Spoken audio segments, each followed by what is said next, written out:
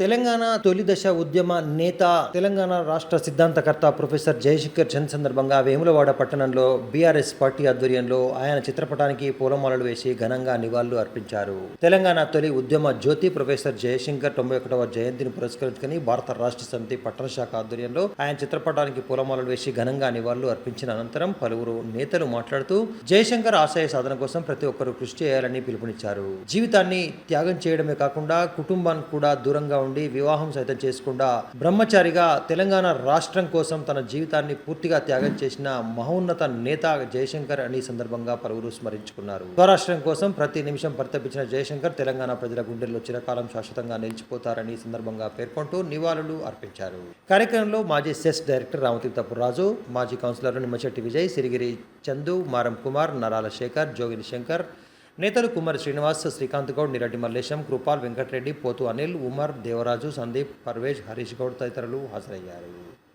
పుట్టుక నీది, చావు నీది, బతుకంతా తెలంగాణదనే మన కాళోజీ నారాయణరావు గారు రాసిన సిద్ధాంతాన్ని నమ్మి ఆనాడు విద్యార్థి దశలోనే ఇడ్లీ సాంబార్ గో బ్యాక్ ఉద్యమం నుంచి మరి తెలంగాణ మలిదశ ఉద్యమం వరకు మరి కేసీఆర్ గారి వెంటుండి మరి పెళ్లి చేసుకుంటే ఎక్కడ నేను ఈ కుటుంబానికి అంకితమైందనే ఒక బలమైన కాంక్షతోని ఆనాడు స్వరాష్ట్రం కోసం మరి ఒక ప్రొఫెసర్గా ఉండి టీఆర్ఎస్ పార్టీ స్థాపించిన నాడు కేసీఆర్ గారి వెన్నుండి ఆయనను ముందుకు నడిపి మరి స్వరాష్ట్రం కోసం మరి ఒక సిద్ధాంతకర్తగా పార్టీకి వెన్నుదన్నుగా ఉండి మరి ఆయన ఎంతోమంది ఉద్యమకారులను ఒక రక్త బొట్టు కూడా చిందించకుండా మరి ఉద్యమాన్ని నడిపే దశలో కీలక పాత్ర పోషించినటువంటి మహనీయులు ప్రొఫెసర్ జయశంకర్ సార్ గారు.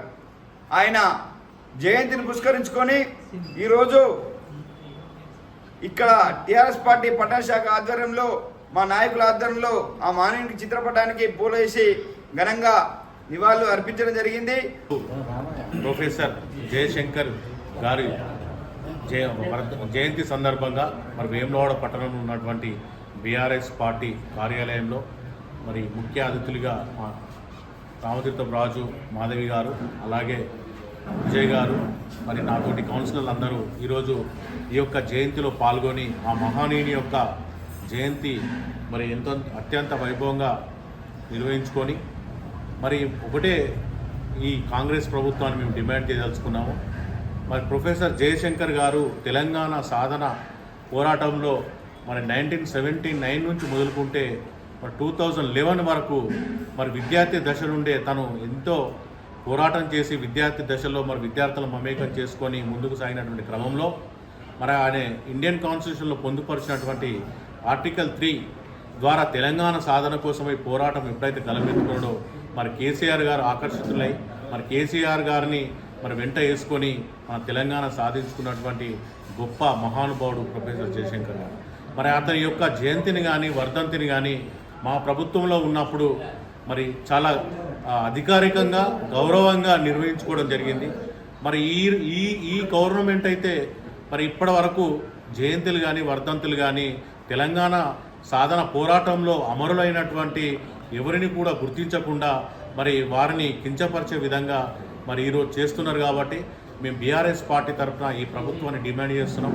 ప్రొఫెసర్ జయశంకర్ గారి యొక్క జయంతిని వర్ధంతిని అధికారికంగా నిర్వహించి తన ఆత్మకు శాంతి చేకూర్చాలని మనవి చేస్తూ తెలంగాణ సిద్ధాంతకర్త కీర్తిశేషులు ప్రొఫెసర్ జయశంకర్ గారి జయంతిని పురస్కరించుకొని ఈరోజు వేములవాడ పట్టణంలో టీఆర్ఎస్ పార్టీ ఆధ్వర్యంలో ఘనంగా నివాళులు అర్పించడం జరిగింది. మరి వారి శేష జీవితం కూడా పూర్తిగా తెలంగాణ సాధించడం, తెలంగాణ హక్కులను కాపాడి తెలంగాణ ప్రజలను మరి తెలంగాణ సాధించి తెలంగాణ సంపదను తెలంగాణ ప్రజలకు అందించడమే వారి ధ్యేయం ఉండే.